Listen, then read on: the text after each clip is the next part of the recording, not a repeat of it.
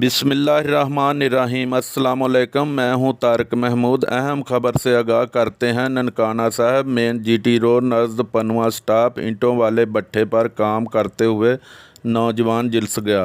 इतला करने पर रेस्क्यू 11/22 का अमला वहां पहुंच गया।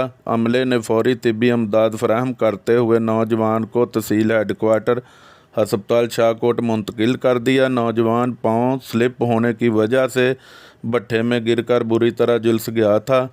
रेस्क्यू 11/22 ज़रिया से पता चला है झुलसने वाले नौजवान का नाम मकबूल अहमद, उम्र 40 साल है। मज़ीद खबरों के लिए देखते रहें हमारा चैनल 1/1 न्यूज़ HD।